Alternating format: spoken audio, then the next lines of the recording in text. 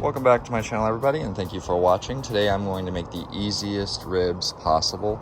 Everything that you'll see is store-bought. I will not make anything whatsoever, even to the rub. It'll just be something that you can pick up at any Walmart, pretty much any store in the spice section.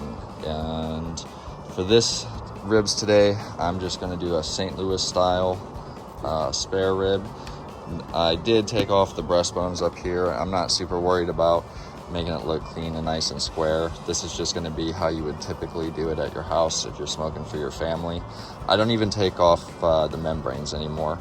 I used to do that when I first started smoking and grilling, but the more time I've spent doing that, the more I've noticed it really doesn't make that big of a difference. It's almost not worth the effort, which also adds to the easiness factor of making these ribs. What I will do, just for the heck of it, is I'll score it up a little bit, just like this. Just cut through there, just make some slash marks. Don't know that this does a whole lot for it either, to be honest with you, because most of the time, particularly with the way that we're going to be cooking these today, when you score them up, they don't really hold together anyway. Like, that membrane just ends up cooking off, so it's not that big of a deal. That's why I say you don't need to pull it. Anyway, what I'm going to be using today for the seasoning, though, is just McCormick's. I do have it in a different bottle. I'm not so sure whether or not I'm allowed to show it or not, so I moved it over to a different bottle. Also, I kind of like the shaker a little bit better. Anyway, it has wider holes. But anyway, I didn't do anything to this. This is exactly how it comes when you buy it at the store. I literally just opened it and poured it into here. It's going to be McCormick's Grill Mates, and it's the barbecue flavor. And I'll put it directly onto the ribs. I used to do the whole mustard thing, but to be honest with you, if you let it just tack up for a little bit, they don't need any kind of binder. I don't even use oils or anything. Like I said, this couldn't be easier. So far, we're 2 ingredients in: the ribs and McCormick's Grill Mates barbecue flavored rub. That's pretty good for the backside. Give these things a flip over. And what we're going to be cooking them on today is a Gateway drum smoker. I know that not everybody's going to have a drum smoker, but it's the closest thing that I personally have to a kettle grill, which most people will have some kind of a kettle style grill. Oh well, just put it back to the other bottle and get rid of this one. Sorry about this. I didn't want to contaminate the bottle with my gloved hand, but I didn't have much forethought in this. So anyway, we're gonna try to put a nice even coating across the top. Same thing over here.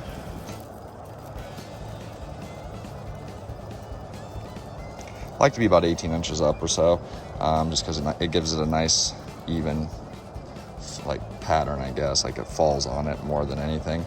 And I'm not gonna sit here and pat this in or do any of that either. Just let it sit right there and tack up. Like I said, we're gonna be cooking this on the Gateway drum. You could easily do this on a kettle grill, and I'll go over maybe the subtle differences on your setup versus what I'm doing when we go to put them on. So give me a few minutes here while we're getting the smoker started, and we will put them on. So for the easy ribs today, what I'm actually going to use is a Gateway drum smoker. It uses charcoal and wood chunks, so very similar to your Weber kettle. As a matter of fact, this actually is the exact same diameter. The lid will fit on here if you really wanted to. And what we're trying to do today is run it at 250. The way I start them is keep the vents wide open, like I do here. It actually comes with a pretty cool little charcoal basket. Kind of looks like an old school washing machine, but it actually lets the air get funneled in through those 2 inlet tubes and will eventually burn the entire basket down. But what I'll do is, for starting purposes, I'll use 2 of these tumbleweeds. I'll put the whole basket into the actual smoker or into the drum. Then I'll light those tumbleweeds and let the drum come up to temperature. So in the very beginning, while those tumbleweeds are burning, I won't have the lid on. Once those burn down, I'll have a couple little hot coals right there. I'll put the lid on fully open to allow it to come up to temp. And then when we're ready to put the ribs on, I will add wood chunks to it.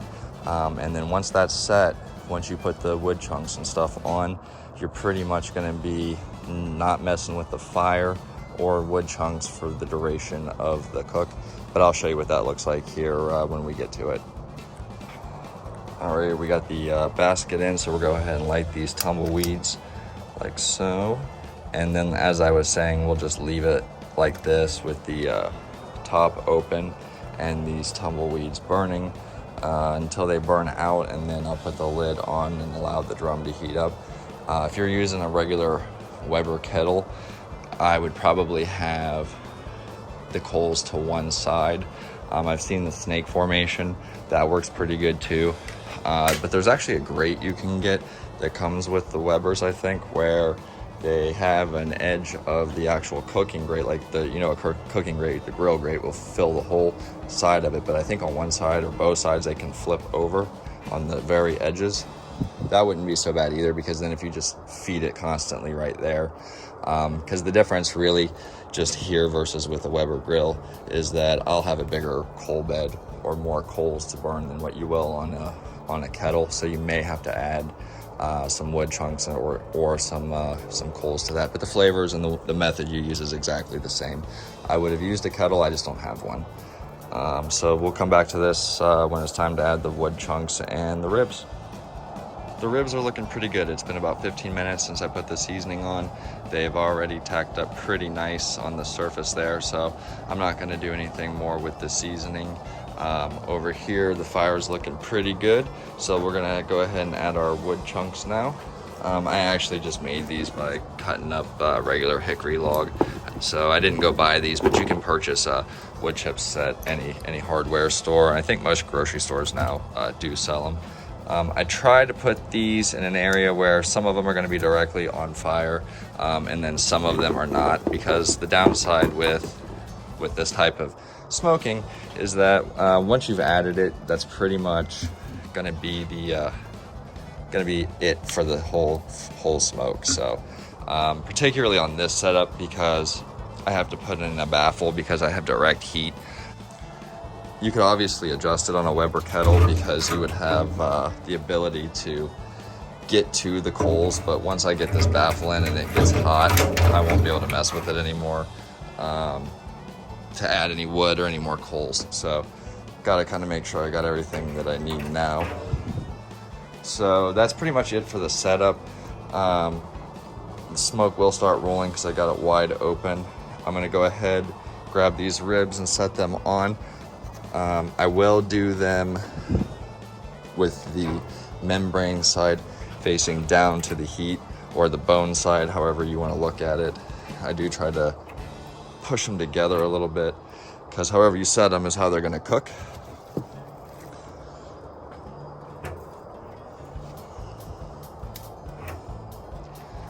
All right, there they are. That's all there really is to this so far. We're just gonna get the lid on, let the smoker do its thing. I'll run this at about 250 degrees for an hour. We'll check in and see how they're looking and see if we need to spray. Sometimes I do, sometimes I don't, but even the spray is not going to be complicated. It's 50% water and 50%. Lately I've been doing 50% beer and 50% water because I don't love the vinegar taste of things. So, but most people do 50% water, 50% apple cider vinegar. You can even get away with just using plain water. It won't affect the flavor, but you don't want to do that until you've got the bark setting up on this, or if you start to see something drying out.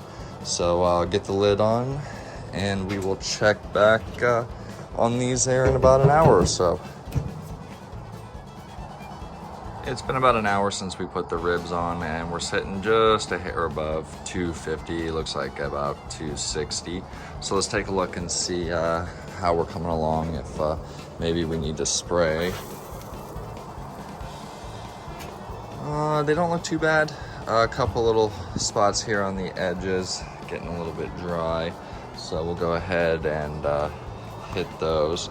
I did forget to mention when I was scoring it, another reason why I score rather than take it off, or rather than just do nothing at all, is because if you leave the membrane on, what can happen is you get a little bit of a curl up, but with the scoring, I've learned that alleviates it. But like I said, trying to make these as easy as possible. You don't have to score it if you don't want to, but you do get a little bit better looking of a rib. So we will let these go for probably about another hour. I'm looking at around about total cook time between 4 hours and 4 hours and 20 minutes.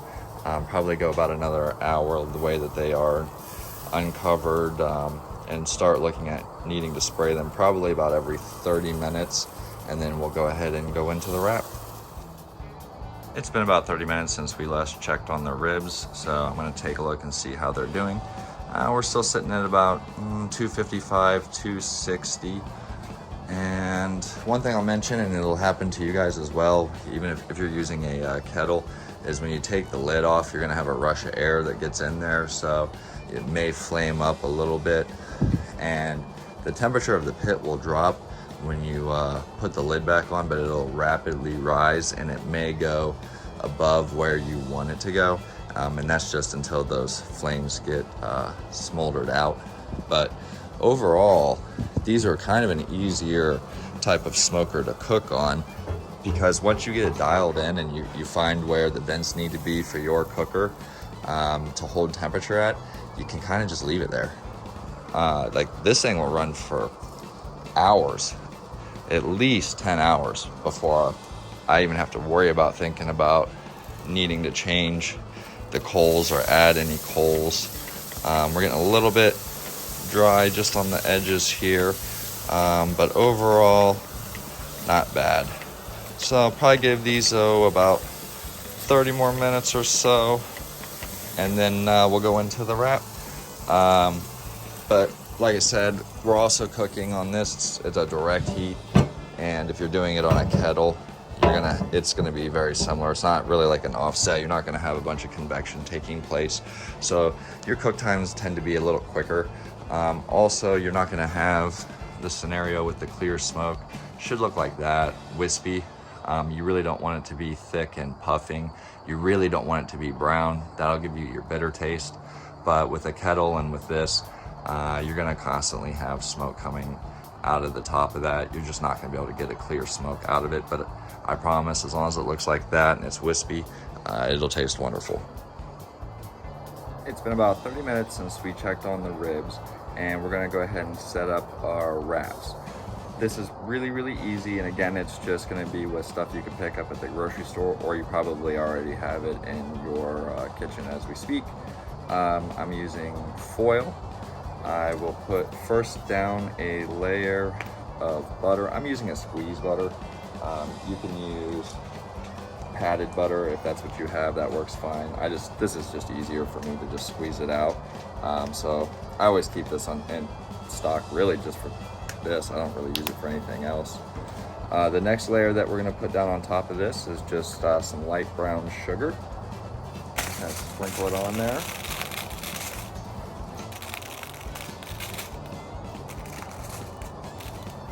Same thing over here.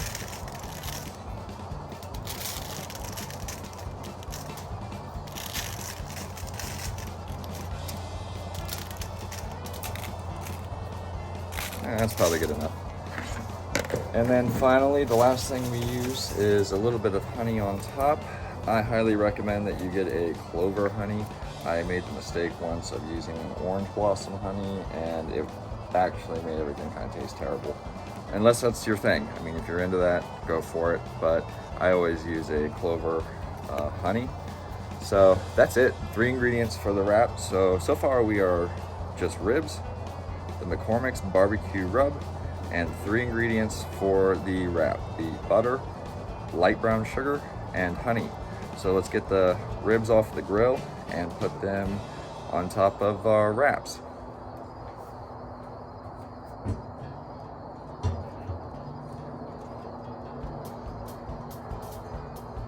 And for wrapping, I do them meat side down, right on top. Now, some people elect at this point, they will add a barbecue sauce, or you could add more butter I actually find this works perfect. So I don't do anything extra other than what I'm already showing you. Meat side down. Go ahead and grab the other one. Same here, meat side down.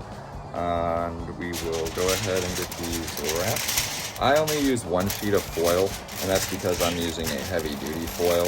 If you have the lightweight stuff, feel free to go ahead and use 2 so that your bones do not poke out. I don't tend to have that problem with the heavy duty foil, so I've never really used the 2 sheets. You do want to get this nice and tight so that we're not really steaming them. And then they go back onto the smoker, just like this. So we're still meat side down here. And I put them back on the smoker, meat side down. Now that part for you is going to determine on how you like your ribs to come out. If you prefer a rib that is more tender, then let it stay wrapped longer. If you want more of a bite through, then go ahead and take them off earlier. For home cooking, I typically like a more tender rib. I mean, it's not competition. So what I end up doing is the wrap stage can be anywhere from about 1.5 to 2 hours. I try to pull it off at about 1.5 hours. That usually gets them tender enough. Still the meat side here. So we'll go ahead and go meat side down. Get this closed up. Typically, like I said, I'll go about 1.5 hours. I've been up to 2 hours. You can move your temperature up to 275. The reason I try to aim for the 1.5 hours, and this final step that I'll do is kind of optional, depending if you're a person that likes the sauce or no sauce. But what I'll do is I unwrap them. There's no rest period on these. I will glaze them with whatever your favorite barbecue sauce is, and then I put them back on for about 30 minutes, and then we'll take them off and rest them. So like I said, the wrapped part for you guys depends on how you like them. We're gonna shoot for about 1.5 hours here. So I will see you when it's time to sauce and set the sauce on the ribs. It has now been 1.5 hours since we wrapped the ribs, so I'm gonna go ahead and take them off of the smoker, and we're gonna take a look at what they look like. I expect there to be quite a bit of juice, so what I'll do is I'll open the side of the packets and I'll pour that out. We'll open them, get the meat exposed, we'll sauce them, and then I'm gonna put them back on the smoker. So let's take a look at what that looks like.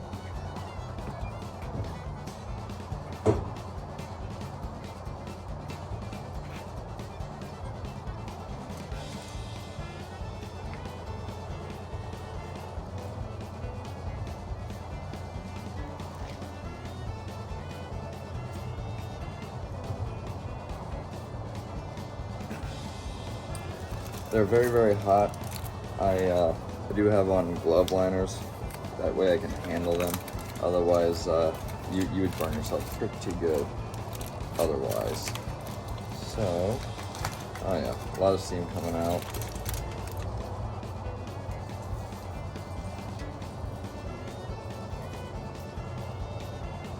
Quite a bit of fluid. And as you can see, even with leaving the membrane on, I still ended up getting a bone here to come through. So let's get these flipped over. Beautiful color. I don't know how well that's going to show up, but just beautiful, beautiful mahogany color. And like I said, haven't done anything that you haven't seen. So easiest ribs. I'm going to go ahead and get the other one drained so we can sauce them at the same time as well.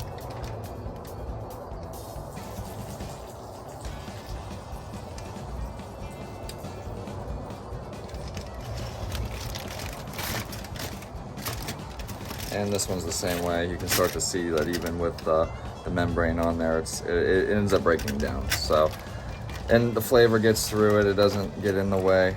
Again, beautiful mahogany color. And now for this part, this is up to you. You could either leave it the way that they are and just start cutting into them. Maybe let them rest a little bit just so that they're not so hot. I mean, I don't want anybody to get burned. But with our family, we like to sauce it. So just pick whatever your favorite barbecue sauce is. For today, what we're using is just the Sweet Baby Ray's Original. One of the things that I do with that is it's a little thick for how I like them to go on. So I kind of cut it about 30% with a fluid. Today I used apple juice, and it really won't change the flavor of the barbecue sauce at all. Plus, apple juice goes well with pork anyway. And since I'm only putting it on long enough to glaze it, you don't have to worry about the sugars and the apple juice burning. That's why we don't mix the apple juice with the water. We go with apple cider vinegar, is because it can have a tendency to burn when you're doing a longer smoke. So, benefit of using the foil over the paper wrap in this scenario is that our cook time on the ribs right now, we're at about 3.5 hours, and you wouldn't get that with the paper or an offset. So with these being on a direct heat the way that they were, and the same thing if you're going to use a kettle cooker, you're going to have more of a radiant heat rather than a convection, so you're not going to get that constant wind blowing by as these things have moisture evaporate, so you're not going to have that cool down effect. And then with the foil, it gives you that tender cook. Some people like to put sauce on the bones, I mean, for presentation wise, but with the kind of wrap that we did, they get glazed anyway between the sugars in the honey and the brown sugar, so you don't really have to do that. I mean, you can if you would like. Again, this is more for your eating at home style of ribs, so you don't need to be as concerned with appearances. So let me get these back on the smoker. They'll probably be on there 15 to 20 minutes tops. I don't want the sauce to burn, but I do want it to set up some. So let's get that on.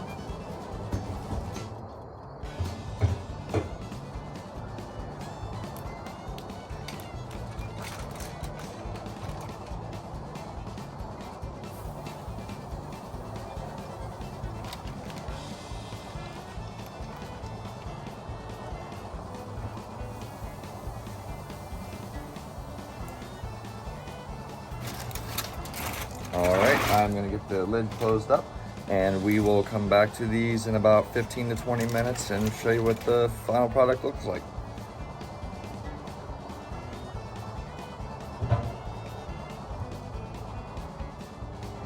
We are now at the 15-minute mark since we put the ribs back on, uncovered and sauced. So we're gonna get them off the smoker and see what they look like.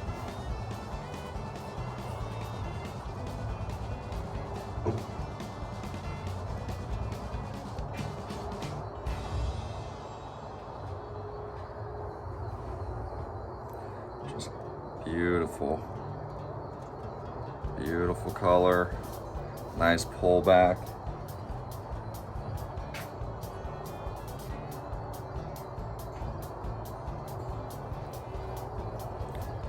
Same thing with that right there.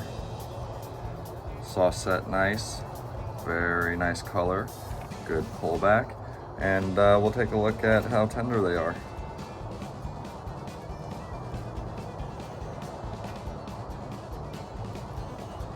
Wow, just falling apart.